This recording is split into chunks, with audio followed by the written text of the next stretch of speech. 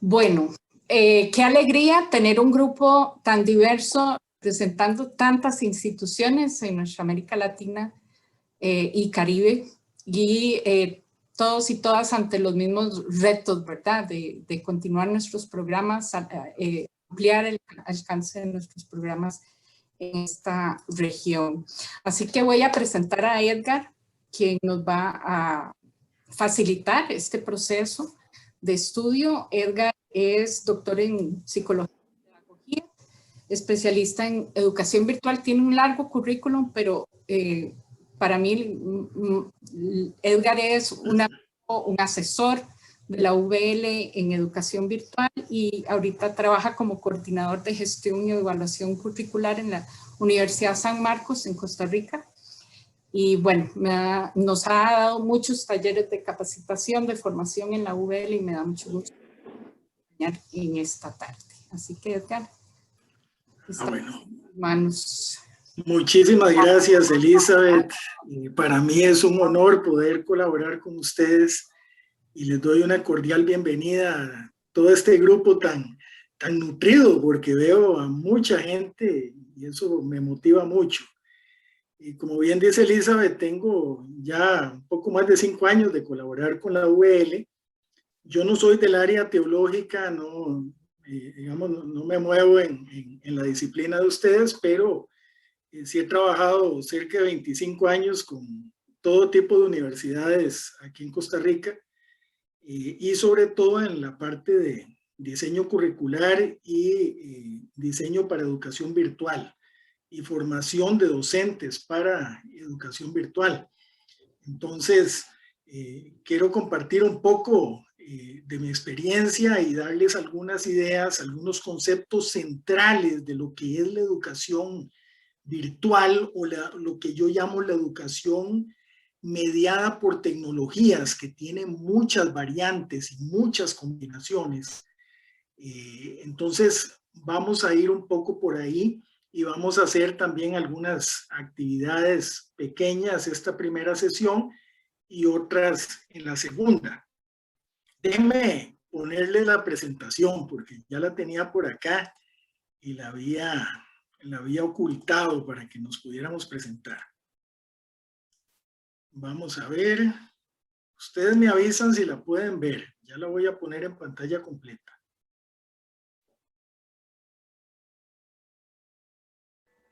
¿Sí se ve? Ahí está en pantalla completa. Sí. Perfecto, excelente. Yo quisiera, antes de comenzar, preguntarles y yo no sé, a mí me gustan las sesiones así un poco más informales. Si quieren pueden poner el micrófono, si quieren también me pueden escribir en el chat. Yo escucho ahora a partir de la presentación que ustedes hicieron, de sus presentaciones personales, que algunas personas trabajan con los institutos de enseñanza teológica por extensión, que están utilizando alguna plataforma de educación virtual, por ejemplo, como el Moodle o alguna otra, o qué herramienta están utilizando, o están utilizando también los medios un poco más tradicionales, por ejemplo, de textos y este tipo de cosas. Quisiera que me contaran un poco, porque creo que esa información es importante. Entonces ahí les doy la palabra. ¿Me pueden escribir por el chat? O si alguien quisiera hablar, puede tomar la palabra, no hay ningún problema. Ok, por aquí me dicen que usamos nosotros, Leonel Rubiano de Cali, nosotros usamos Moodle, usamos el Moodle. Inicialmente usamos Net Foundation, que era Holanda, pero ya desde el 2014 para acá, hace 7 años usamos el Moodle. Aunque es gratuito, de todas maneras nos toca hacer una inversión en servidores y en un data center que tenemos en la universidad para poder soportar los programas, porque tenemos 2 programas virtuales, que es la maestría y teología virtual, que tenemos en la virtualidad. Entonces usamos el Moodle, nos ha ido muy bien con el Moodle. Muy bien, por aquí veo también el Google Meet. está bien, el Zoom y el WhatsApp, está bien, son herramientas muy, muy útiles. ¿Alguien más que quisiera o me escriben por ahí como para yo tener una idea? Me comento, soy el pastor Basilio, director del seminario en México, del seminario del doctor Gonzalo Báez Camargo. Hace aproximadamente 2 años iniciamos nuestro proyecto y tenemos en Moodle, tenemos la plataforma y realmente pues tenemos 2 años que hemos ido integrando más tutores y actualmente este año estamos en agosto por trabajar ya con aproximadamente 15 tutores. Excelente, por aquí veo Efraín dice usan el Zoom y el Moodle, Adriana en la VL, bueno, claro, el Moodle y también el Zoom. Excelente, bueno, entonces veo que están ya incursionando en el uso de plataformas, que ahí vamos a ver una pequeña diferencia. Las plataformas que les vamos a llamar LMS, que son las siglas en inglés, pero así se le conoce comúnmente, que es un Learning Management System, ¿verdad? Que es un sistema de gestión de aprendizaje. Ese tipo de plataformas integran diferentes herramientas en un solo lugar y permiten llevar un control de los grupos, de los estudiantes, docentes, etcétera. Entonces, eso permite una gestión más centralizada, más integrada, pero también estas otras herramientas que ustedes mencionan son importantes. Por ejemplo, el WhatsApp. Ahí podemos crear grupos para comunicarnos con los estudiantes. Podemos incluso hacer videollamadas, aunque no es necesario también. Los mensajes asincrónicos. El Zoom, por supuesto. En algunos lugares usan también el Teams, que es de Microsoft, o utilizan Big Blue Button, que en la VL lo estuvimos usando también hace algún tiempo. Otro tipo de herramientas de comunicación que también son importantes y que no son excluyentes de la plataforma. Podemos perfectamente utilizar el Moodle y a la par como un complemento, como una herramienta de apoyo, tener también el grupo de WhatsApp, hacer las reuniones periódicas en Zoom, y tener materiales o actividades que se hacen con diferentes aplicaciones. Ok, pero sí quería saber un poco de eso. Por aquí dice Luzmila, Zoom, Moodle y Google Meet. Excelente. Muy bien, bueno, eso me va a permitir a mí también tener un poco una idea para enfocar algunos temas que vamos a ver. Entonces, ahora sí, arranquemos. Vamos a ver un poco lo que es la enseñanza y el aprendizaje en los entornos virtuales. Ahora sí, todo es que me permita el Zoom poder avanzar en la presentación. Bien, ahí en la pantalla, y ustedes me corrigen si no lo ven, pero ahí tengo una fotografía de una universidad que está en España, que es muy moderna, la acaban de inaugurar hace, no sé, cuestión de un año, muy bien construida, muy bien equipada. Entonces, aquí yo les voy a presentar como una pequeña secuencia de imágenes para que vayamos imaginando y pensando un poco sobre esta realidad. Un centro educativo muy bonito, muy bien equipado.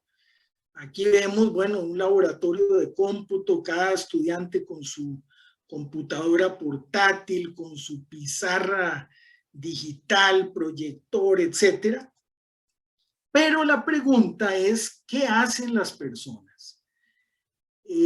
Yo quisiera que ustedes se fueran de este taller con algunas ideas centrales que a mí me gustaría enfatizar. Y una de ellas es que todo proceso educativo, todo, ya sea presencial, estemos frente a una persona docente o a un grupo de compañeros y compañeras, o sea que estemos a distancia de cualquier forma, no solo usando tecnologías informáticas, también con otros medios, incluso como les decía, más tradicionales, el libro de texto, las unidades didácticas, las consultas telefónicas, la comunicación por WhatsApp, etcétera. Pero en todas esas modalidades hay un elemento central, y es que el acto educativo es interacción, es diálogo entre personas. Eso es lo primero que tenemos que reconocer. Muchas veces pensamos, y por eso les presentaba esta escuela tan bonita y estos grandes laboratorios y mucha tecnología, que eso es lo más importante.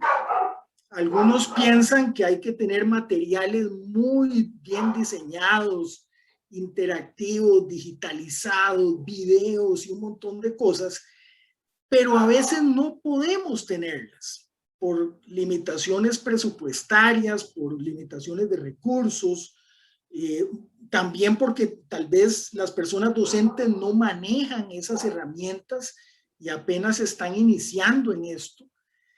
Y podemos recurrir a otras alternativas, pero lo importante en el fondo es que exista ese diálogo entre las personas. ¿Qué es lo que hacen? Vean esta imagen y ahí cada una vaya imaginando qué vea, ¿verdad? Como lo que ve ahí, que lo hemos visto muchas veces. Los estudiantes, cada uno con su celular, viéndolo, y escribiendo en el celular, pero ni siquiera se miran entre ellos. No hay interacción.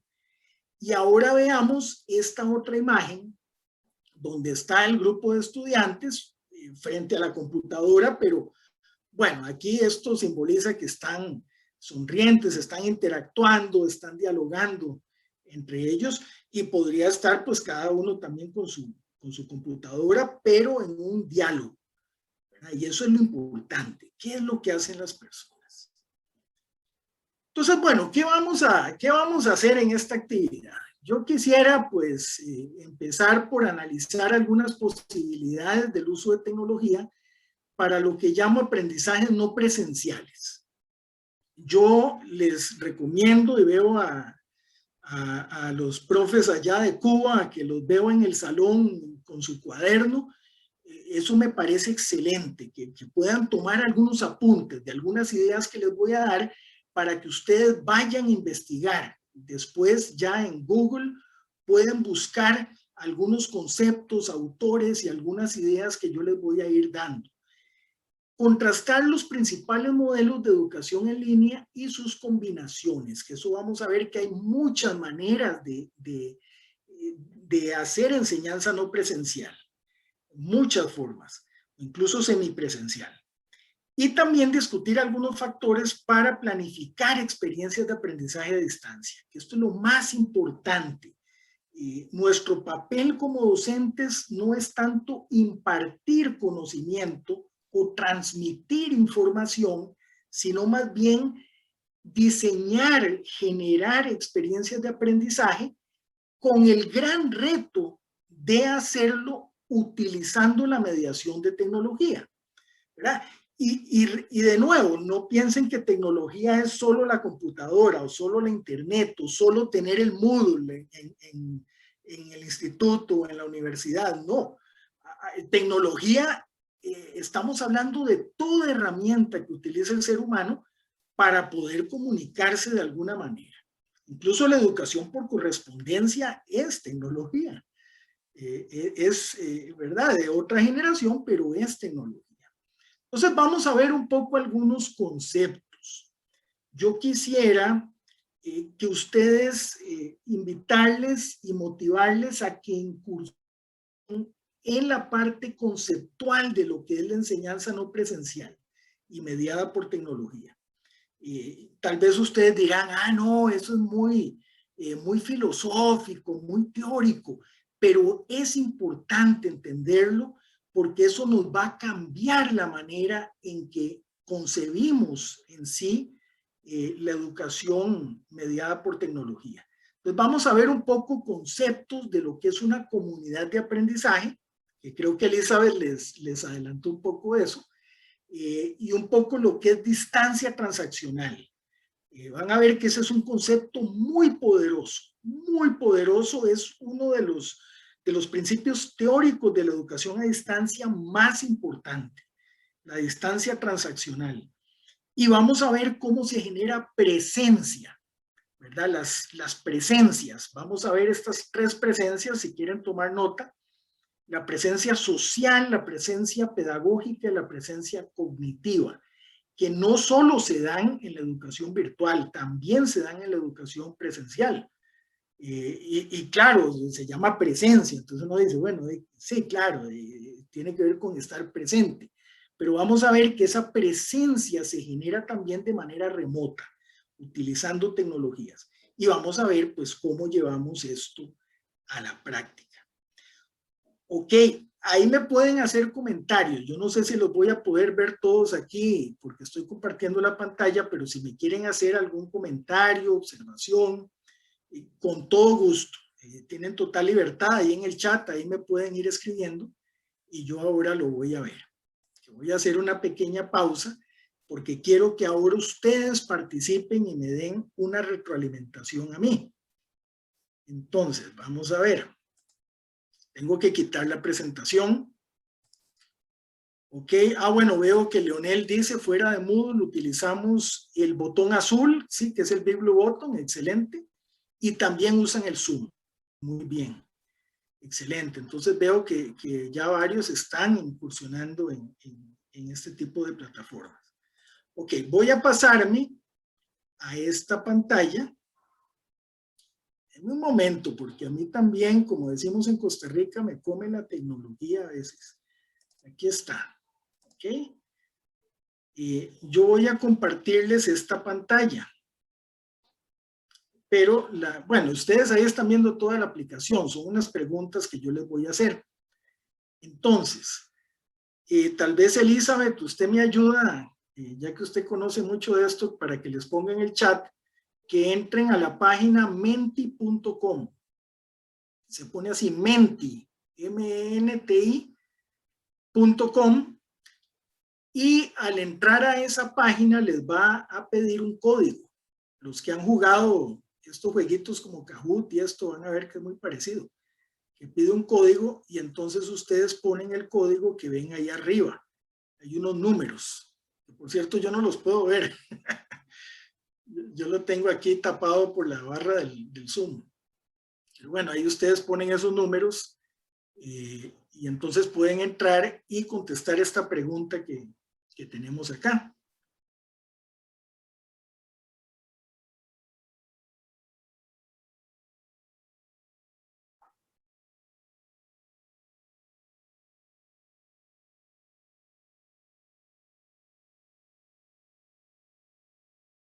¿Cómo les fue?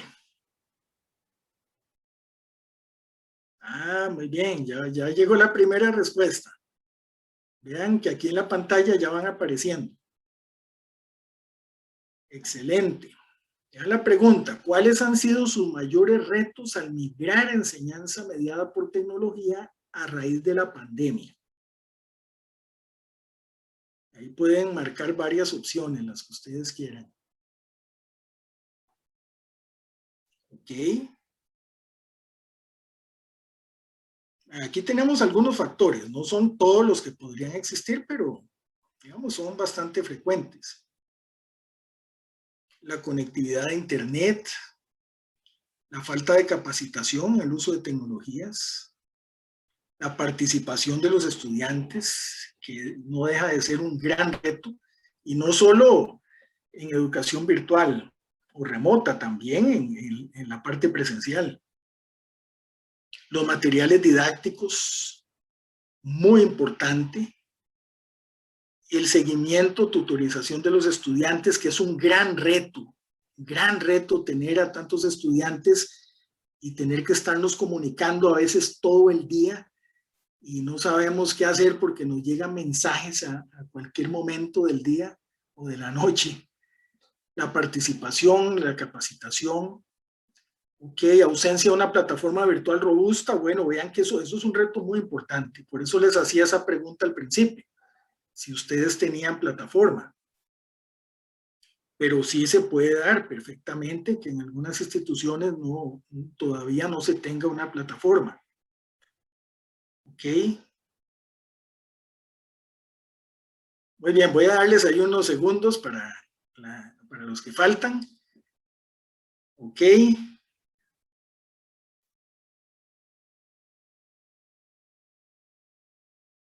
Excelente. Bueno, vean, va ganando la capacitación en el uso de tecnología, la participación de estudiantes, el seguimiento de los estudiantes. Ok, capacitación ya pasó a primer lugar por acá.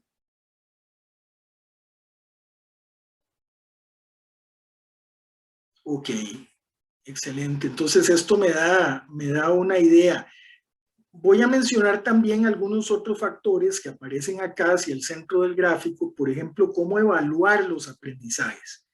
Eso también es un gran reto y en muchas ocasiones es uno de los que más nos aquejan, ¿verdad? Bueno, ¿y ahora cómo hacemos si estábamos acostumbrados a hacer exámenes? No sé, hay instituciones que tal vez no hacen exámenes y evalúan más con ensayos, con proyectos, con trabajos, pero tal vez, bueno, ahora cómo los hacemos si no tenemos a los estudiantes en el aula, ¿verdad? ¿Cómo les damos ese apoyo, ese seguimiento, esa tutoría para que puedan hacer los trabajos?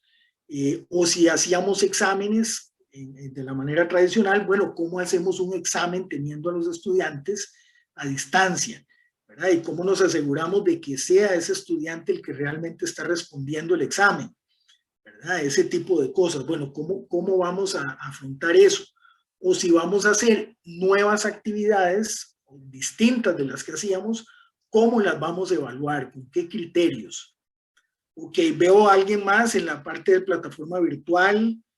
Ok, la planificación de las clases, súper importante. ¿Cómo planificar una asignatura, un curso, una experiencia de aprendizaje a distancia? Ok, conectividad a internet, ese es otro de los grandes factores. Muy prevalente, ¿verdad? En todos nuestros países.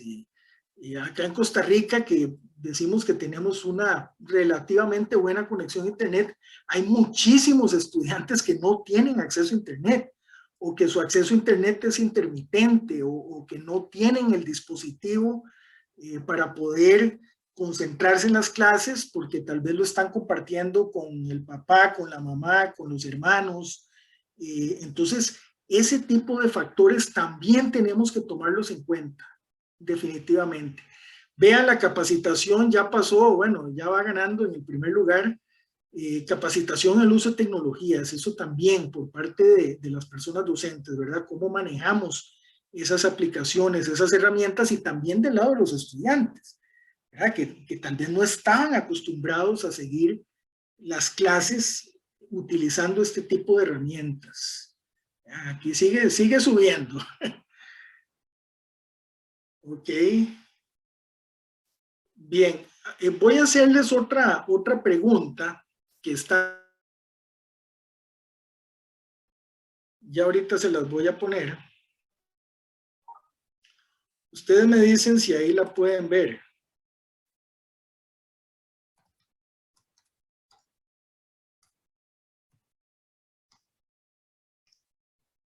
Si pueden ver la siguiente pregunta que les tengo por acá, que dice, ¿cuáles son para ustedes las 3 condiciones básicas que deben darse para emprender la enseñanza remota con éxito?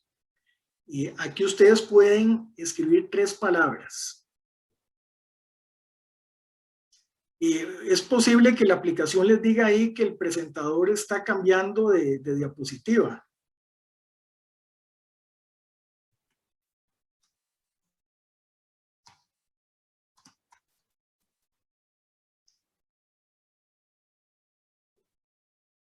Vean qué bien, vean cómo van apareciendo las palabras. Aquí vamos a hacer una nube de palabras.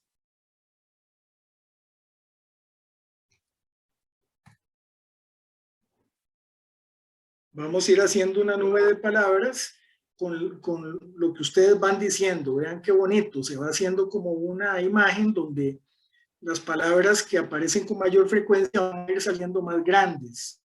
Vean, por ejemplo, el tema de capacitación que aparece ahí en el centro. Ok. Entonces son como las condiciones importantes que deben haber para poder dar la enseñanza remota con éxito. El uso de tecnología o tener una buena tecnología, una buena plataforma. Vean por aquí el diálogo también, que es uno de los conceptos que vamos a ver ahora. La autonomía. También no siempre nuestros estudiantes tienen la costumbre o el hábito de aprender por sí mismos, ¿verdad? A veces piensan que tiene que venir una profesora o un profesor a impartirles unos contenidos. Y en educación mediada por tecnología o educación a distancia, ese papel del estudiante, esa autonomía, cobra todavía más importancia. Y no es que no exista en presencialidad, también en las clases presenciales el estudiante tiene que tener un grado de autonomía. No siempre estamos frente a la profesora, también nos vamos para la casa y ahí tenemos que estudiar, tenemos que investigar, tenemos también que buscar por nuestra cuenta. Ok, apertura, tener confianza. Vean, este tipo de conceptos son importantes. Por eso les digo que no solo tenemos que pensar en lo tecnológico, sino en esa interacción entre personas, ese encuentro entre personas. ¿Verdad? Todo este tipo de conceptos que ustedes ponen ahí, confianza, apertura, eso es súper importante. Flexibilidad, agregaría yo también, interacción, diálogo. Dice facilidad, como pienso como en un rol de facilitación, ok, ser también autodidacta, dinamismo, creatividad, solidaridad también en esa comunidad de aprendizaje, donde también los estudiantes pueden apoyarse entre ellos, eso es súper importante. Excelente, contenidos creativos, comprensión. Eso lo vamos a ver ahora también, el autoestudio, que iría un poco por ese papel de autonomía.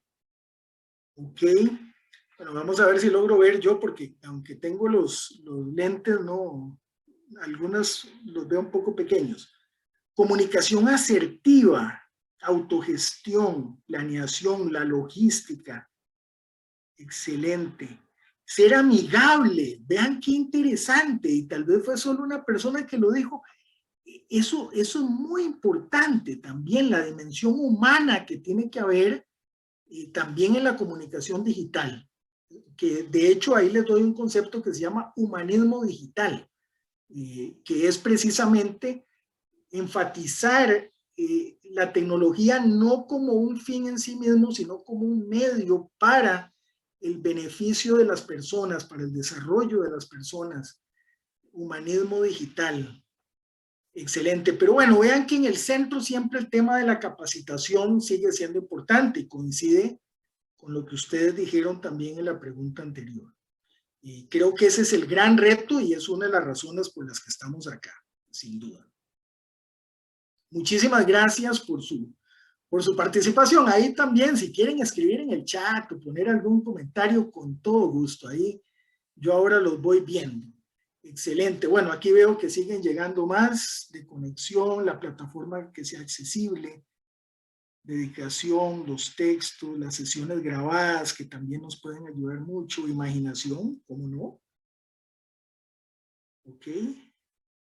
Los diálogos y la tutoría, arriesgarse, vean, ese otro está muy bueno, arriesgarse también, no solo nosotros como docentes, también los estudiantes, ¿verdad? También aventurarse un poco, no tener temor al cambio de la tecnología, que es natural que lo tengamos al principio, pero también ir superándolo poco a poco a través de la práctica, ¿verdad? Entre más hacemos algo, más le vamos perdiendo el miedo, ¿verdad?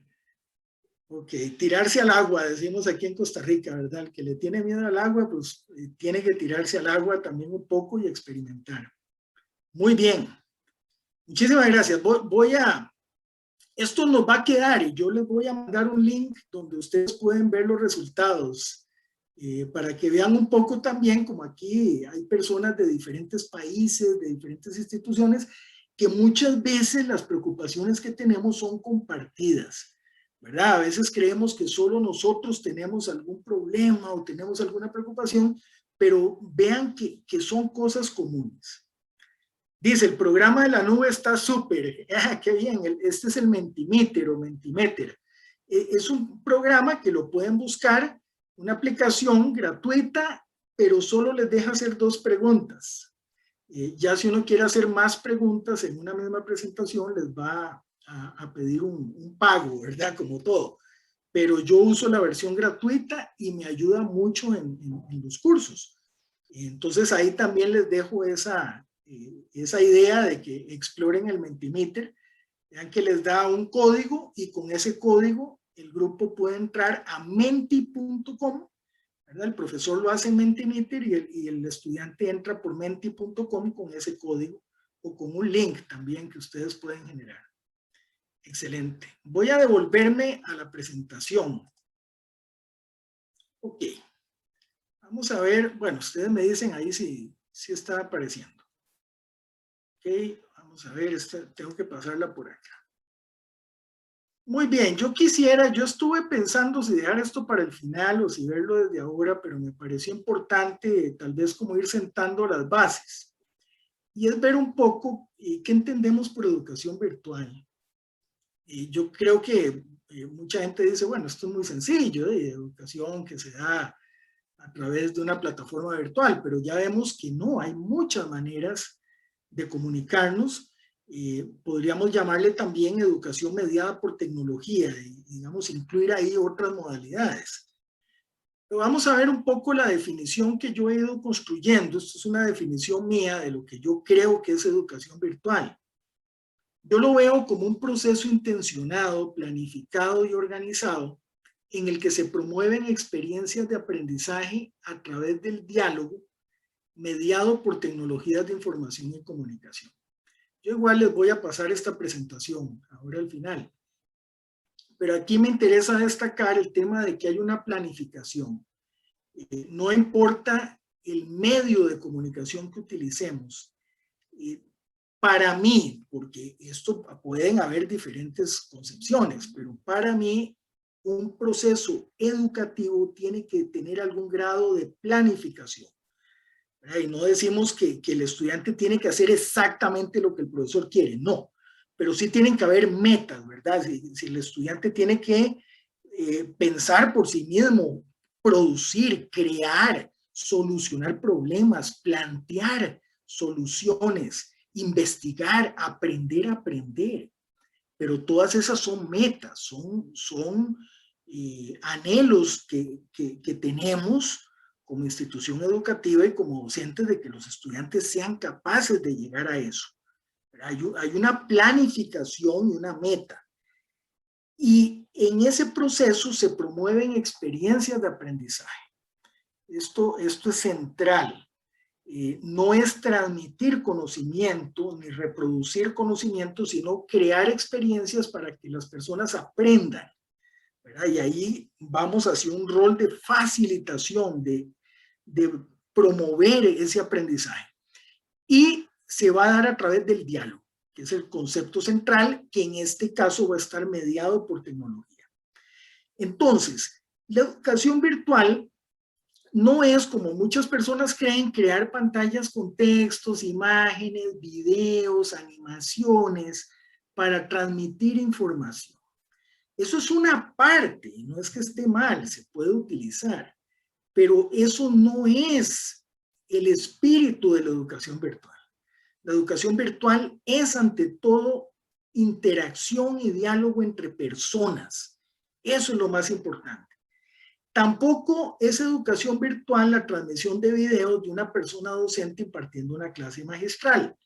No es lo único, ¿verdad? No es que no sea válido. De hecho, tuvimos que hacerlo por necesidad cuando inició la pandemia el año pasado, y lo que podíamos hacer era eso. Y bueno, estábamos dando la clase y de pronto ya no podemos hacerlo en el aula y ahora tenemos que transmitirla utilizando una herramienta de videoconferencia.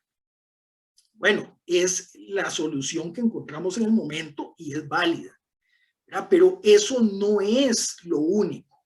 No pensemos que eso es educación virtual y que toda la vida nos vamos a quedar dando clase magistral con una cámara, ¿verdad? Y que los estudiantes nos vean desde la casa. Eso no es educación virtual, por lo menos no es el panorama completo, puede ser una parte apenas. La educación virtual genera interacción y todas esas experiencias de aprendizaje van relacionadas, como les decía, con unas metas, unos resultados, ¿verdad? Y no digo que el estudiante recite la Biblia, no, pero que el estudiante pueda interpretar un pasaje, lo pueda relacionar con la realidad que está viviendo en su comunidad, que pueda plantear una solución, que pueda plantear una forma de abordaje. Bueno, eso es una meta o es un objetivo de aprendizaje válido y lo podemos desarrollar a través de experiencias de aprendizaje que pongan a esos estudiantes a ejercitar esas habilidades. Entonces vean, aquí vemos un poco la finalidad para desarrollar el pensamiento, la capacidad de hacer y la disposición al aprendizaje continuo. Yo diría aprendizaje permanente a lo largo de toda la vida, ¿verdad? Y eso lo vamos a generar mucho con la enseñanza remota, porque el estudiante ya no va a depender tanto del profesor, también va a tener que asumir un rol activo y que a su vez le va a ayudar en su vida a futuro, ¿verdad? Porque no toda la vida va a tener a la profesora ahí para contestarle las preguntas, va a tener que aprender a mantenerse actualizado y aprender durante toda su vida. Entonces, bueno, esto yo creo que es lo más importante que vamos a ver en esta primera sesión, ¿verdad? Dejarles esta idea de lo que es para mí la educación virtual, y lo digo después de muchos años de estar en muchas universidades, no solo en Costa Rica, también he participado en México, por aquí en Ecuador, he estado en Puerto Rico, Panamá, en Honduras, en Guatemala, en varios de los países que ustedes representan por acá. He tenido estudiantes y he estado en instituciones también de varios países y yo me he ido haciendo como digamos, esta definición propia de lo que yo creo que es la educación virtual. Ok, como siempre, ahí si me quieren hacer un comentario, me dicen, no, usted está equivocado, le faltó tal, con mucho gusto, no hay ningún problema, ahí me pueden hacer los comentarios. Vamos a ver, porque aquí esto es importante. Cuando empezó la pandemia, hablamos de una enseñanza remota de emergencia. Ese fue un concepto que se acuñó en ese momento, ¿verdad? La enseñanza remota de emergencia fue esa adaptación que tuvimos que hacer de manera intempestiva, ¿verdad? Porque vino una crisis sanitaria, cerraron las escuelas, cerraron los colegios, las universidades, y ahora ¿qué hacemos? ¿Verdad? Entonces tuvimos que migrar a ese formato a distancia, utilizando las herramientas que teníamos en el momento, ¿verdad? Y tal vez no teníamos plataforma, o algunas instituciones, que eso se dio mucho aquí en Costa Rica, tenían el Moodle pero nunca lo usaban, ¿verdad? O tenían el Moodle pero los profesores no lo sabían usar, ¿verdad? Y ahora de pronto todo el mundo tuvo que correr para empezar a usarlo, y si no pudieron, pues por lo menos utilizar lo que tenían a su alcance. La educación virtual, como la vimos ahora, que sí es un proceso ya planificado, diseñado para esta modalidad a distancia, utilizando herramientas ya sea asincrónicas como la videoconferencia o asincrónicas, que no son simultáneas en el tiempo, que a través de las plataformas se pueden hacer, o también de otras aplicaciones. No solo tenemos que tener una plataforma. Y de materiales específicamente diseñados para mediación pedagógica virtual, porque eso es otra cosa, ¿verdad? Nosotros teníamos, y aquí en Costa Rica y en muchos países, en casi todos pasó, de que los chiquitos iban a la escuela y tenían el libro de texto, y ahora ¿cómo hago para pasar ese libro? O ¿cómo hago para yo poder ver los ejercicios que están haciendo? ¿O qué pasa si en la universidad tenía los libros en la biblioteca y no los tengo en digital, y ahora cómo se los hago llegar? ¿O cómo ese estudiante va a la biblioteca a investigar si no tengo una biblioteca digital?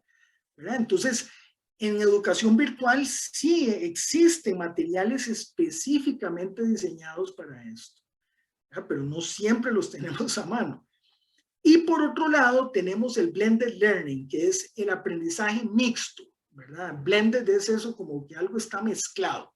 Un aprendizaje mezclado donde combinamos educación presencial con educación a distancia en diferentes grados, ¿verdad? Podríamos tener algunas reuniones presenciales periódicas, algunas tutorías, que ese fue un modelo que usó el Seminario Bíblico hace muchos años, que habían los centros de tutoría, ¿verdad? Y los usan en educación a distancia.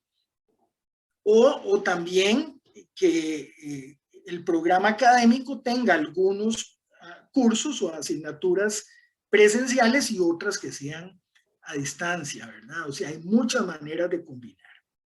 Entonces, esto también para dejárselos claro, porque muchas personas dicen, no, es que esta enseñanza remota es educación virtual. Bueno, no necesariamente, como nosotros la entendíamos, ¿verdad? Pero creo que sí se va a ir transformando el concepto de educación virtual. Algunos profesores pensaban que en educación virtual todo era asincrónico, que no teníamos que hacer conferencia en vivo. Ahora con la enseñanza remota, la conferencia en vivo se ha hecho mucho más común, al punto que las universidades ya están combinando, teniendo actividades asincrónicas, tareas, proyectos, videos grabados, pero también cada cierto tiempo tienen una reunión sincrónica, ¿verdad? Ya usando Zoom o alguna de estas herramientas. Ok, esta es otra que para mí es súper importante y yo quisiera, bueno, que le preste mucha atención, igual les voy a mandar la presentación, pero son los modelos que tenemos de educación en línea. Aquí hay muchas combinaciones y entonces algunos les dirán, no, es que eso no es educación virtual, es que no hay tampoco una sola manera de facilitar experiencias de aprendizaje a distancia. Hay miles de combinaciones. Vean ustedes, por ejemplo, la modalidad completamente en línea, pero también podemos tenerlo mixto, o esta modalidad híbrida o mezclada, donde hay diferentes porcentajes de actividades que pueden ser asincrónicas perfectamente, ¿verdad? También presencialidad habilitada para la web, que es un poco lo que hicimos en la enseñanza remota, ¿verdad? De transmitir las clases, básicamente. Vean el ritmo al ritmo del estudiante, que puede ir trabajándolo de manera autodirigida o autogestionada, o al ritmo de una clase, ¿verdad? Porque hay un calendario y tenemos que ir todo el grupo trabajando, digamos, siguiendo ese calendario. Pero también esto se puede combinar. Puede ser que en una asignatura una parte sea autogestionada, tal vez la parte más teórica o conceptual, y la parte de discusión o de creación de proyectos o de análisis se haga, digamos, ya en conjunto con la persona docente. El número de estudiantes, que esto también es un factor fundamental, ¿verdad? No es lo mismo tener 10 o 15 estudiantes a tener 40 o tener 50 o tener 80, ¿verdad? O más. Eso también va a determinar en cierta medida el tipo de actividad que vamos a realizar. Usualmente con grupos muy grandes hay mucho contenido autogestionado, pero para tener contenido autogestionado, usted necesita diseñar ese material. ¿Y quién lo va a diseñar? ¿Verdad? O sea, tenemos los docentes el tiempo, ¿verdad? O la capacitación para generar un material de aprendizaje autodirigido, ¿verdad? Entonces es difícil. Ok, el tipo de pedagogía, si va a ser más expositiva, o un profesor dando clase, o más práctica, más basada en la colaboración entre estudiantes que hagan proyectos, que hagan grupos de discusión, ¿verdad? Vean que todo esto puede ser muy distinto, ¿verdad? Si el profesor va a tener un rol muy activo en el curso o va a tener poca presencia o incluso ninguna, ¿verdad? Ustedes conocen los MOOCs, los cursos que dan ahora estos que se meten 1000 personas a hacer un curso y el profesor nunca, digamos, nunca interviene. Lo que hay son materiales autodirigidos, videos, cápsulas, los estudiantes hacen una evaluación automatizada y se les da una calificación, pero nunca tienen interacción con el profesor. Y es una manera de hacerlo, ¿verdad? Pero quizá la calidad ahí de aprendizaje no va a ser igual, ¿verdad? ¿verdad? Y también el tipo de curso, ¿verdad? Un curso que es meramente informativo para aprender conceptos o procedimientos se puede hacer autodirigido, pero un curso donde tiene que haber análisis, discusión, construcción grupal, es muy difícil hacerlo en un curso automatizado.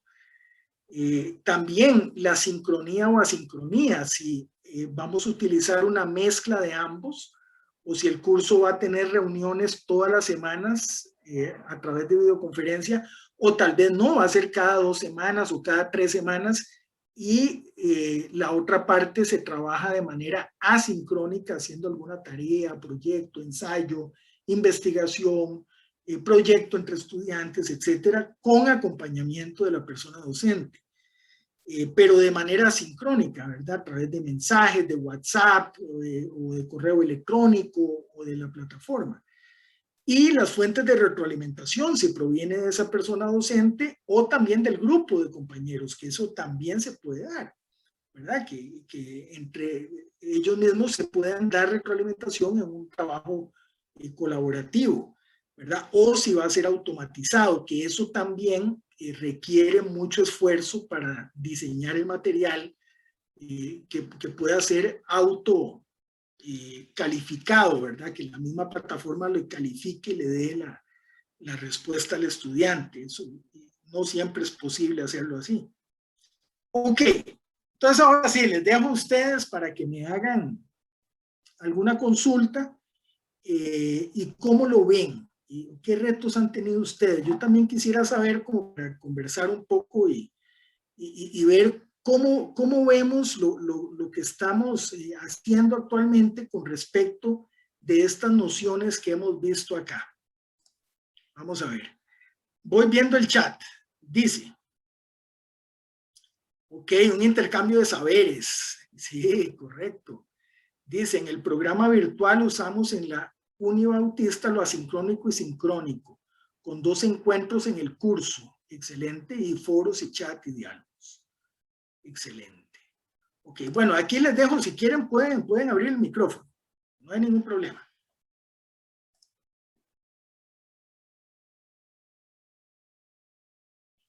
Clases con asistencia del docente a través de Zoom, claro, sí, los foros. El foro es muy útil. Un foro bien hecho, bien planificado, con preguntas generadoras, con algún tipo de reto, con algún tipo de proyecto, aunque sea pequeño, pero que se puede ir trabajando. Los foros pueden ser una herramienta muy, muy útil para esa parte asincrónica.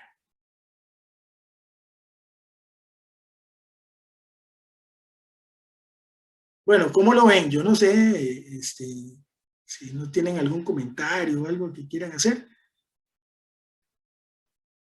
Ah, bueno, aquí veo más mensajes. Dice, las clases en Zoom con tareas en el Classroom.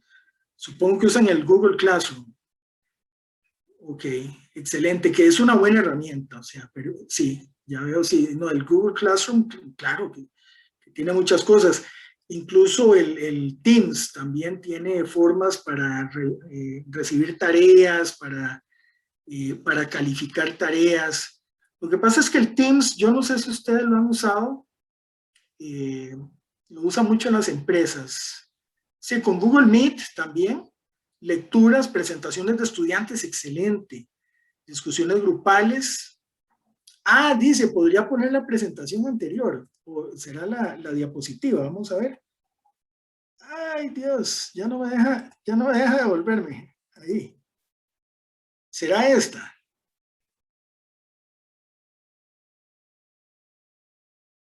Lo de la enseñanza remota. A ver. No, quería ver donde su definición. Ah, el de la definición, ok.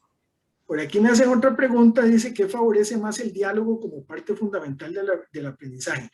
Ah, pucha, esa es una pregunta de, como decimos en Costa Rica, de los 1,000 pesos. Buenísima, ahora vamos a verlo. Ok, esta es la definición.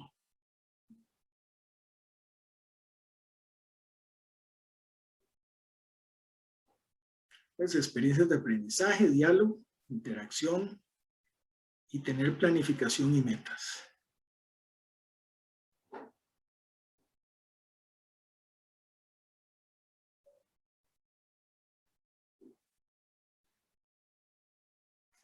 Ok, déjame ver si puedo ver acá.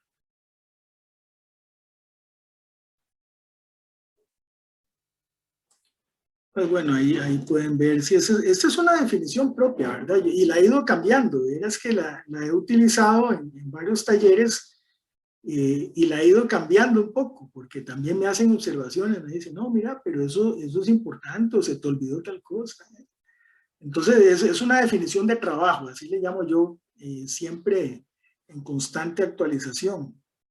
Dice, ¿cómo lograr a través de una plataforma como Moodle que la experiencia de enseñanza también sea satisfactoria?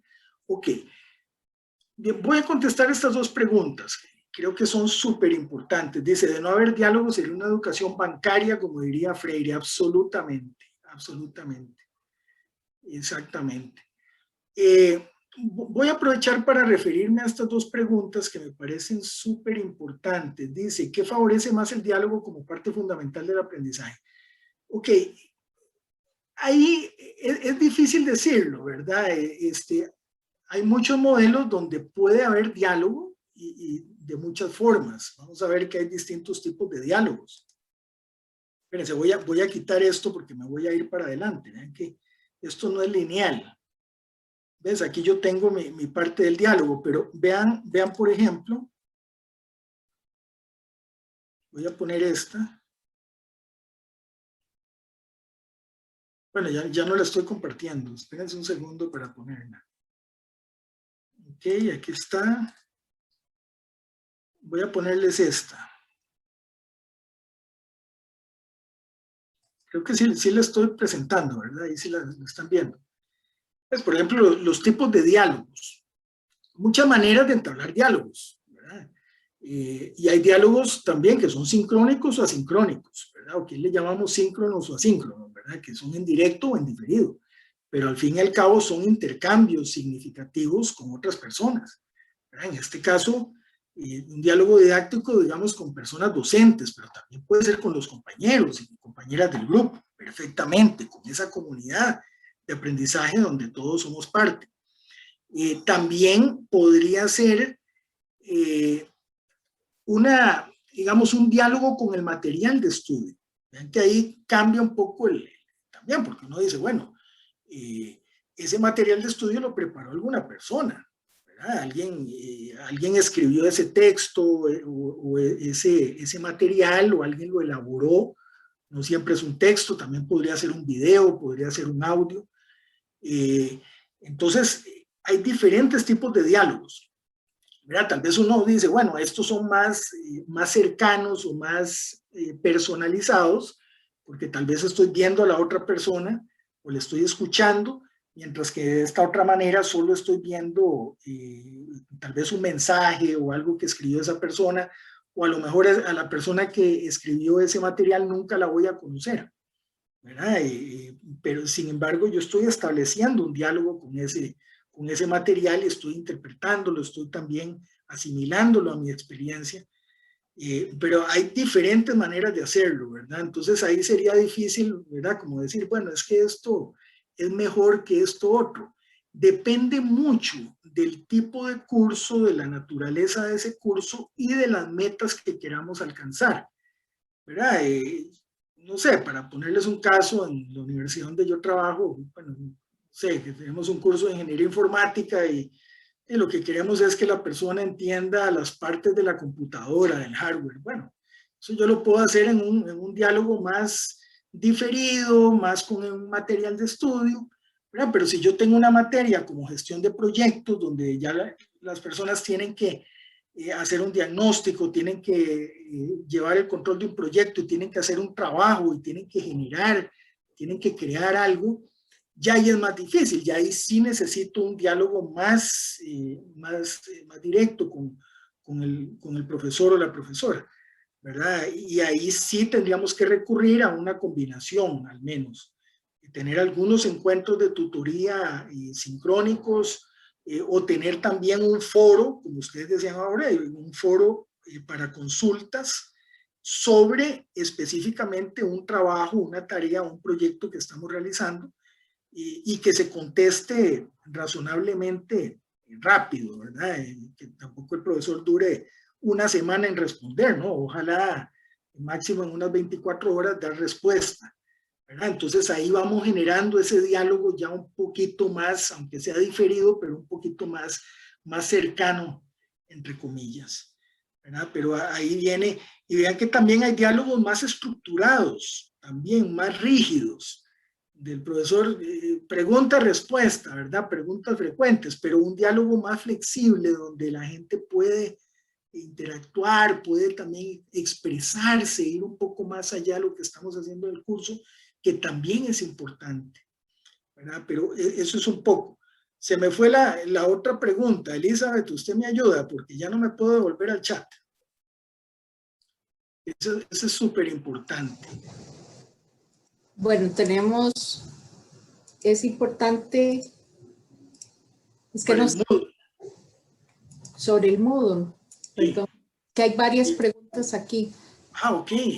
Que el estudiante participe activamente. Lo otro es entender que el concepto de educación virtual es dinámica, que se genera de manera dialéctica. Sí. ¿Cómo hacer que a través de una plataforma como Moodle que la experiencia sea también satisfactoria? Ok, excelentes preguntas. Enseñanza, perdón, la experiencia de enseñanza, sea... Bueno, eso es una excelente pregunta, porque también la experiencia de la persona docente, ¿verdad? Porque no solo del estudiante, también que el profesor se sienta a gusto, ¿verdad? Es súper importante, pero vean, yo creo que esto que vamos a ver va a ser muy, muy interesante para responder eso. La distancia transaccional, este es uno de los conceptos, como les decía al principio, más importantes de la educación a distancia. Es la base prácticamente de todas las teorías de educación a distancia que se vienen dando en las últimas décadas, y lo que dice es que la experiencia de aprendizaje está determinada por 3 factores: diálogo, estructura y autonomía. Véanlo ahí, esto yo se los voy a pasar para que ustedes lo tengan, pero lo que dice es que la distancia transaccional es un concepto psicológico. Y les cuento, yo soy psicólogo de formación, por ahí vi a alguien que dijo que trabaja en psicología. Es un concepto psicológico, es un sentido de aislamiento. Yo no me siento parte del grupo, yo veo que algo está pasando ahí, pero yo me siento por fuera.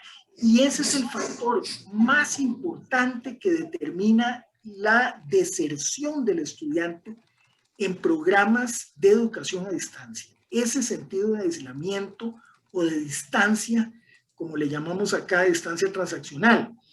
Entonces, ¿cómo se salva esa barrera? A través del diálogo. Y aquí el papel del profesor es fundamental. Aquí no es solo el tema de la tecnología. La tecnología nos puede ayudar a que haya una comunicación más efectiva o más inmediata. Pero el rol de la persona docente es lo más importante. Usted puede tener un curso sin videos, sin animaciones, sin evaluaciones automatizadas, que no se parezca a los cursos del MIT, de Stanford, ahí en esos MOOCs que anuncian, ¿verdad? Que son de lo más sofisticado. Tal vez no tenemos eso, pero si tenemos profesores motivados que establecen el diálogo con los estudiantes, ese sentido de distancia se va a minimizar, se va a acortar, ¿verdad? Eso es súper importante. Ahora, la estructura. Vean ustedes, cuando hay cursos muy estructurados, por lo general hay menor diálogo, ¿verdad? ¿Y qué entendemos por un curso muy estructurado? El que tiene, ¿verdad? Como que ya yo tengo una guía de que defina los conceptos, busque. Yo voy a poner ejemplos porque yo no soy teólogo, pero digamos, busquen la Biblia, lo que dice en Lucas, en el capítulo 1, en el versículo tanto. ¿Cuáles eran los personajes de la historia del Antiguo Testamento? No sé. Eso es una cuestión súper estructurada y yo nada más voy y lo busco en un libro y contesto las preguntas, ¿verdad? Pero entre menos estructura haya, más diálogo generamos. O sea, ¿y qué entendemos por menos estructura? Tener algún tipo de reto, de decirle al estudiante, mire, esto es algo más difuso, no le voy a preguntar cosas que usted va a ir a buscar un diccionario, le voy a dar preguntas generadoras. Bueno, ¿cómo vería usted esta historia que pasó en la Biblia? ¿Qué aprendemos de eso? ¿Cuál es la enseñanza que nos deja? ¿Cuál era el rol que tenían estos personajes? El rol de las mujeres, el rol de los esclavos, de los reyes. ¿Cómo se vería una situación que estamos viviendo actualmente en el mundo o en su país a la luz de esto que nos narra la Biblia? Ya ahí estamos hablando de otra cosa, ¿verdad? Ya ahí no estamos dándole la ruta a seguir con una serie de pasos, sino que estamos dejándolo más abierto y ahí generamos más diálogo, más participación, inclusive atendiendo a la pregunta que ustedes hacían, ¿verdad? Ahora, entre mayor distancia hay, se requiere más autonomía, pero esto se puede malentender, ¿verdad? Yo puedo decir, bueno, es que el estudiante haga todo por su cuenta y que yo no participe, yo lo deje hacer todo solo. No se trata de eso, ¿verdad? Más bien se trata de un sentido de autorresponsabilidad que no solo lo tenemos que tener en la educación a distancia, también lo tenemos que tener, como decía antes, en la educación presencial. ¿Ves? Entonces la autonomía es mayor cuando hay menor diálogo. Sí, sí, no tengo a nadie que me oriente o nadie con quien compartir o con quien poner en común mis aprendizajes, pues, casi que me dejan solo y yo tengo que ir a aprender por mí mismo, ¿verdad? No me queda otra. Entonces también tenemos que generar ese sentido de diálogo y no siempre tener algo tan estructurado, ¿verdad? Si usted se mete en un curso de estos MOOCs, hay unos que nada más es ver un video y contestar unas preguntas, y eso es todo el curso, ¿verdad? Y usted lo puede hacer ahí en una semana, va contestando las preguntas y siempre y cuando usted tenga la calificación mínima, ese es el curso, ¿verdad? Pero ahí no hay tal vez un aprendizaje profundo. Y no es que esté mal, es un enfoque de aprendizaje, ¿verdad? Es un objetivo que tiene de que la persona logre identificar cosas, ¿verdad? Pero quizás no se llega a ese nivel, digamos, de profundización. Pero eso es muy importante. Esto se lo voy a pasar a ustedes, porque no lo voy a ver acá en detalle, pero vean cómo el diálogo y la distancia son inversamente proporcionales. Entre mayor diálogo hay, menor sentido de distancia. Y por eso les digo, en un curso donde hay un buen nivel de diálogo, aunque no tengamos un super curso, aunque no tengamos super materiales, el estudiante se va a mantener motivado. ¿Cómo aumentar participación? Generando retos, generando ese tipo de actividades más difusas, donde ellos tienen que solucionar, tienen que proponer, tienen que crear algo, ¿verdad? Y ponerlo, bueno, háganlo en grupo, discútanlo entre ustedes y lo pueden hacer fuera de las sesiones, ¿verdad? Si tenemos sesión sincrónica, háganlo por WhatsApp, háganlo por correo electrónico, háganlo por teléfono. Si no tenemos aplicaciones tecnológicas muy sofisticadas, ¿verdad?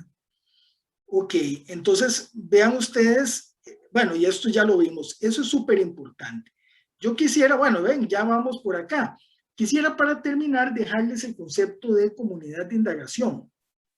Yo con Elizabeth estuve conversando sobre este concepto y me decía, bueno, le vamos a llamar más comunidad de aprendizaje. Y me parece correcto. O sea, es una comunidad de aprendizaje. ¿Verdad? El concepto, pues en inglés le llaman, ¿verdad? Como inquiry o inquiry, según el acento de donde venga, pero es como indagación, investigación, ¿verdad? Pero realmente es una comunidad de aprendizaje. Esta es otra de las grandes ideas que yo quiero que ustedes se lleven de este taller y que lo apunten por ahí y lo investiguen. Toda experiencia educativa tiene estos tres pilares. La parte pedagógica, la parte social y la parte cognitiva. Y esto, creo que en todos nuestros países existe el dicho de que es un banco de tres patas, ¿verdad? Que si le falta una pata, ¿qué pasa? Y nos vamos al suelo, ¿verdad? No puede faltar una de estas tres patas en ese banco, ¿verdad? Tiene que tener ese rol del docente que es súper importante.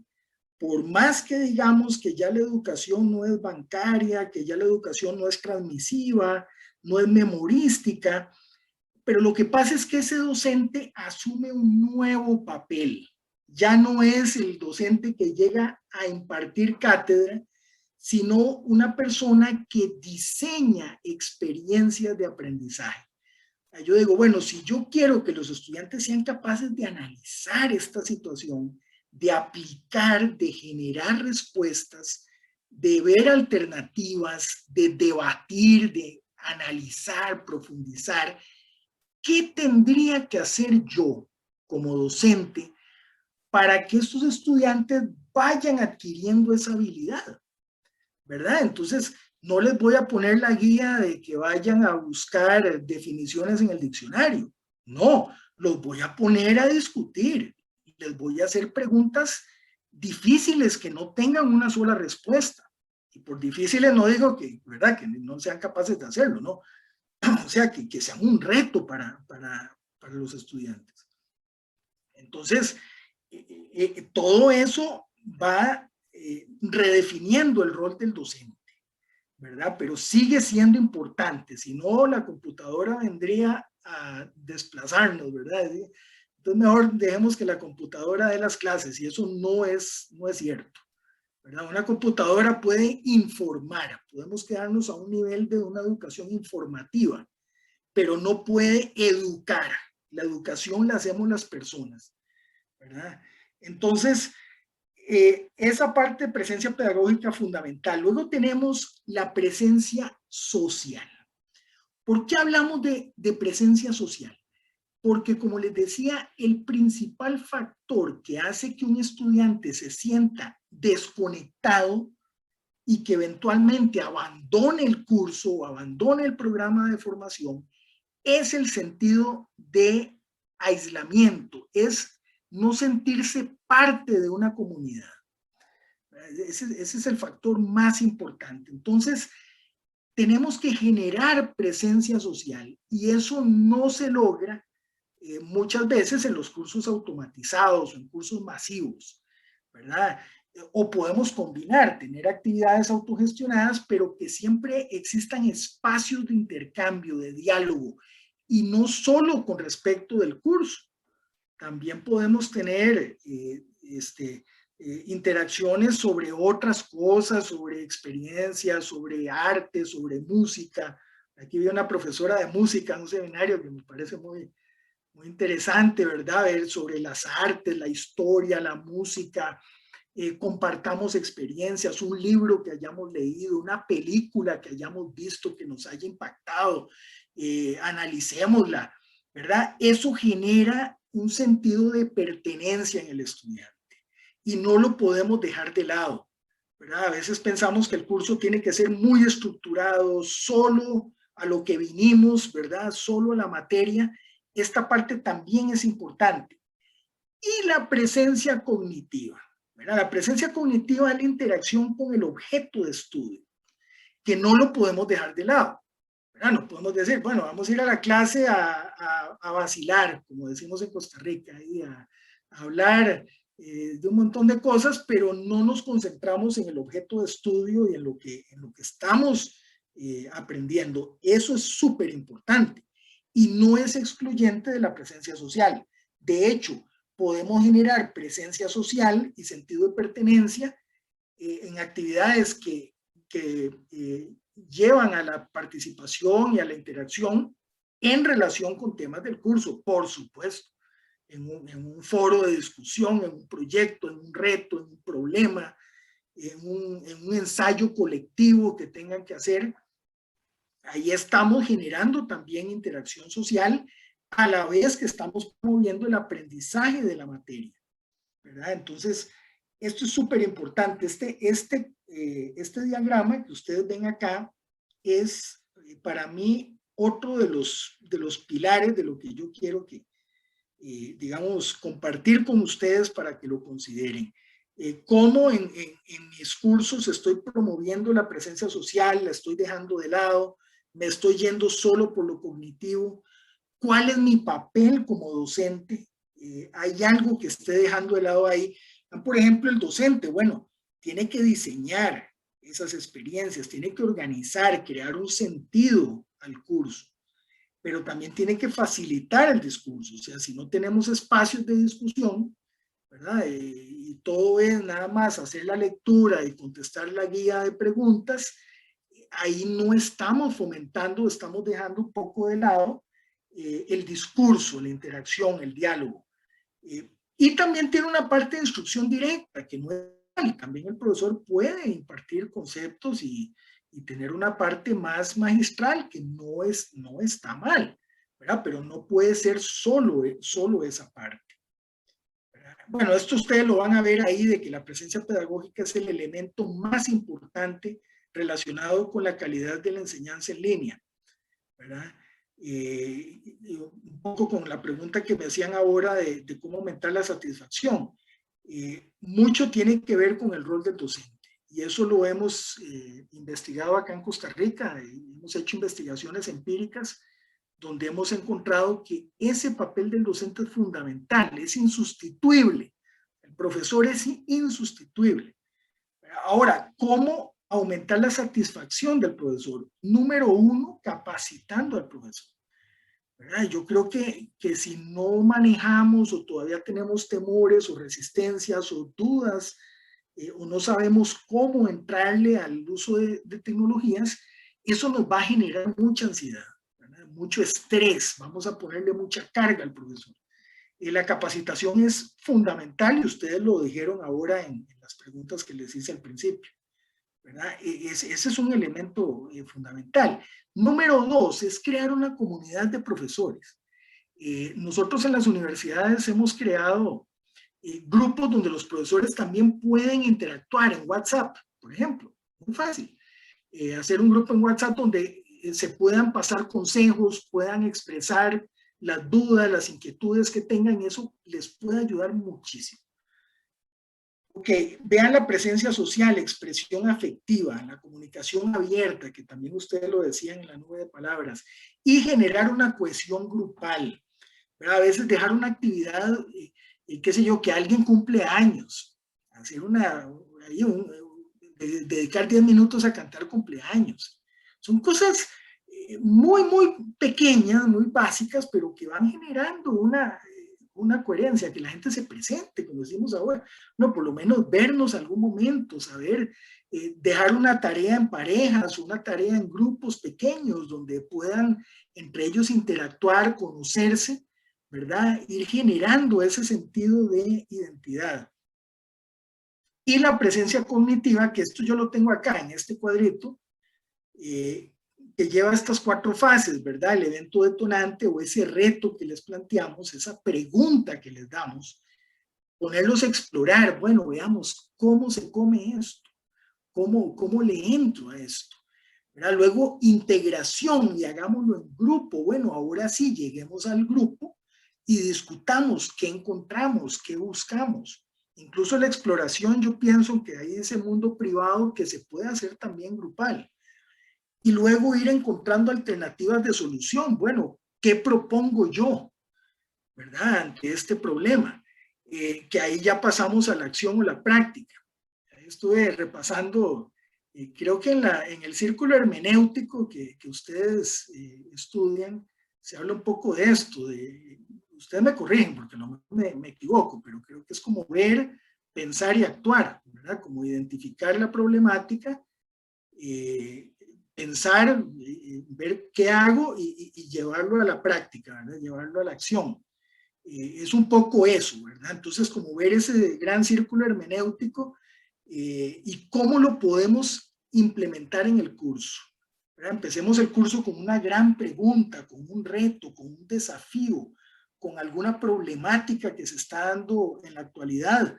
Ok, exploremos, bueno, qué respuestas se dan desde...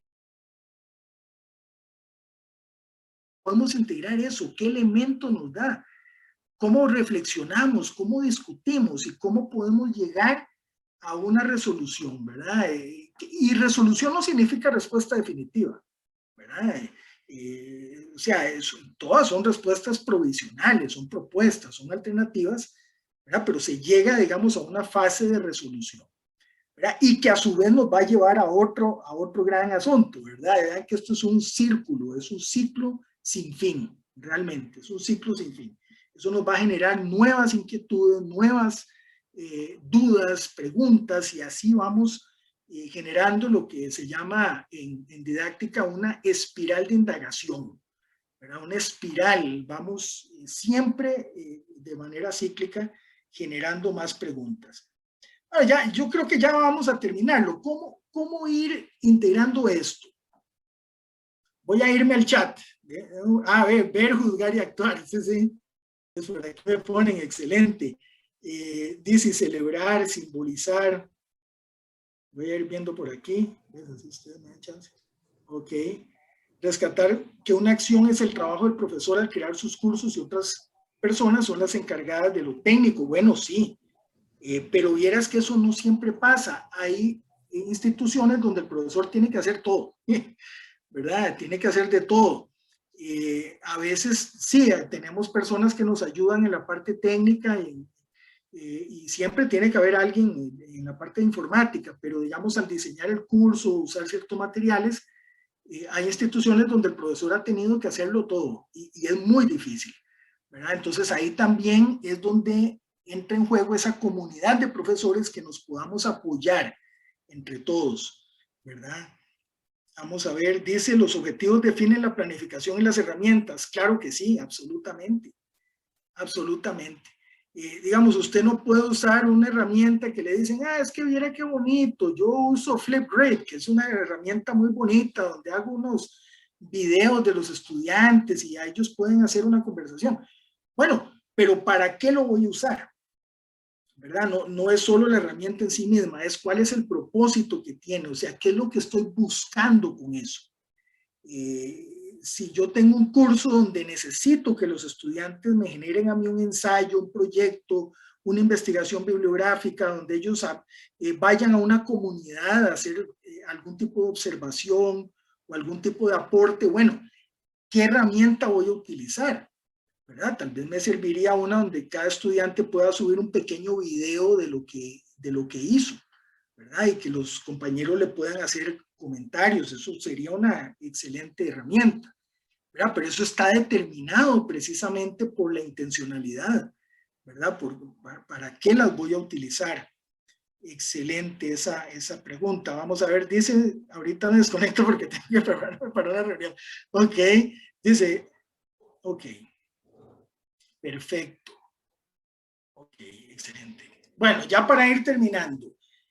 Respuestas ante la crisis. Yo aquí rescato el lado humano. O sea, para mí eso es lo más importante, el lado humano. Ponerse en el lugar de la persona que está experimentando un cambio súbito en su vida cotidiana. Aquí hablamos de los estudiantes, ¿verdad? Porque esto lo hemos vivido todos. No solo los estudiantes, nosotros también. Pero digamos que en el rol del estudiante, ponernos un poco del otro lado de la relación, ¿verdad? De ver, bueno, esta persona, si es una persona en una zona rural, si es una persona muy joven, o si es una persona mayor que tal vez tiene alguna dificultad en el uso de la tecnología, no siempre es cierto, puede ser un prejuicio, ¿verdad? Hay personas mayores que usan un celular mejor que un chiquillo, pero bueno, son cosas que tenemos que contemplar, ¿verdad? Y tener expectativas realistas. Hace poco en la Universidad de Costa Rica, acá, se hizo una investigación sobre cuál era la principal preocupación de los estudiantes ahora con la pandemia, y uno es la sobrecarga de trabajo, ¿verdad? Que los profesores tal vez pensando en que uno se abruma mucho, dice, ¿y ahora cómo hago? Ahora tengo que dar las clases a distancia y yo no sé, y no quiero que los estudiantes me digan que yo soy un profesor muy, ¿verdad? Como que los dejo hacer cualquier cosa, o que no, entonces voy a ponerles 10 tareas, un ensayo, un proyecto, 40 lecturas, y mucho de eso lo que termina es abrumando al estudiante también, ¿verdad? Entonces, tener expectativas realistas y tener flexibilidad.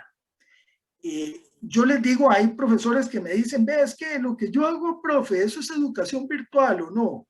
O, ay, no, es que a mí me han dicho que yo tengo que grabar las clases. O no, es que me han dicho que...